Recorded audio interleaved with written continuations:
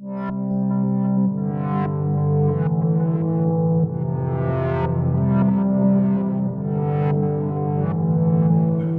for you today. And first up is Catherine Wright, but I'd like to ask her to come up now from the Environment Agency in the UK. She and John Hollis traveled all the way from England to be here with us, and we're grateful to have them here. Thank you. Can I just say how delighted I am to be here. I certainly feel it was a bit of a mission because we landed at Dulles Airport on Sunday evening, and I'm sure I need to say no more about the sort of journey we had. Anyway, we're here. And this is a fantastic publication. I've spent some time with it over the last couple of weeks, and it is a beautiful document and really brings to life engineering with nature and what we mean. And we're really honoured to be part of this partnership with the US Army Corps of Engineers.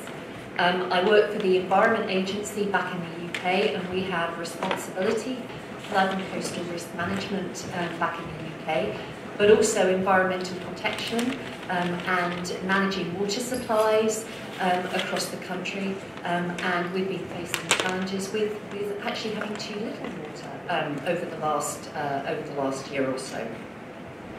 So this sort of publication is really important to us for a number of reasons. Over the last 12 years in the UK, we've seen some of the biggest floods and storm surges that we have seen in our history. And it's caused billions and billions of pounds worth of damage and disrupted people's lives. And when we look around us, we look at nature, and nature itself offers us so many features that will help us to be more resilient in the face of rising sea levels, in the face of weather pattern changes that we're starting to see. Whether it's sand dunes, whether it's salt marshes, and whether it's those beautiful upland watersheds that we see in the UK, turned over to more natural management so we can keep the water high up in the catchment and away from communities. Nature offers us so many solutions. But it's really important because when we're going in and working with communities on approaches and schemes in engineering to improve and reduce their flood risk, it's really important that those communities feel part of the solution and they have confidence in what's being proposed. And a publication like the Atlas actually gives us that in a very beautiful and easy to digest form, in a very usable form, the tools that we need to actually give confidence to those communities that what we're proposing will deliver results. And it's been great to be able to contribute 9 of the case studies in the Atlas from the UK context. There is an important and significant policy context within the UK at the moment. Just over a year ago, our Prime Minister, and yes, she is still our Prime Minister, launched the 25-year Environment Plan. And in the UK, that was really significant to have the Prime Minister get behind an environmental document. And it has a really big ambition, which is to leave the environment in a better state for the next generation than we found it.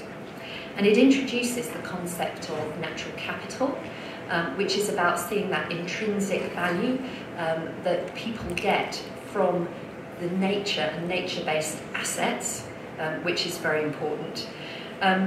It also recognises that we need to think differently about our approaches to flood risk management going forward, and so we've been asked to prepare a new strategy. And it also gives a really big commitment and thumbs up to nature-based solutions within that document. And so that's a very good steer for us for that strategy. We want to see more nature-based solutions. So again, what this whole programme does, starting with the Atlas, is to give us that evidence-based, based on really good international practice and case studies to underpin the solutions for the future. So in terms of the effectiveness, the sort of effectiveness that we have seen already is not only from reducing the cost and risk to people and the disruption from reducing flood risk. We've seen huge environmental benefits, and from some of the examples in there, like Medmarie, which was a big coastal scheme, we've seen real tangible benefits to local communities in terms of economic and social benefits and leisure and well-being, on top of the some of these sort of the flood outcomes that we wanted to see.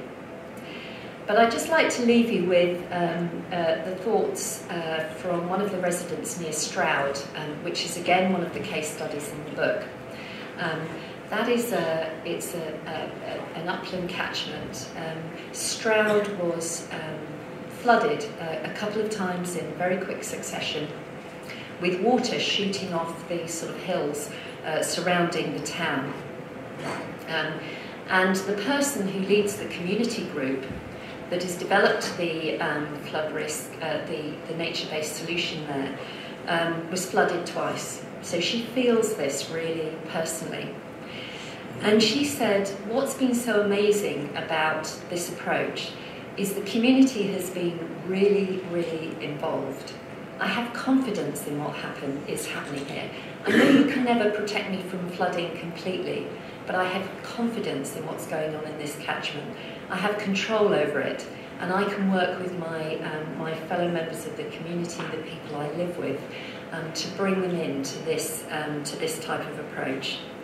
So I think anything that this book can do to make that contribution to the benefits of this type of approach, to integrating it with some of the more conventional techniques that we have, will stand us in very good stead to the future.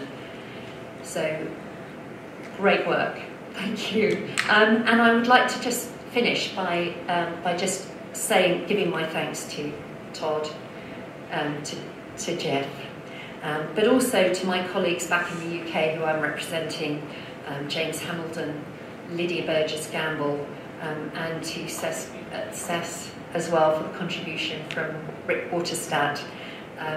It's been an amazing partnership and is going to bring us more good things in the future. Thank you.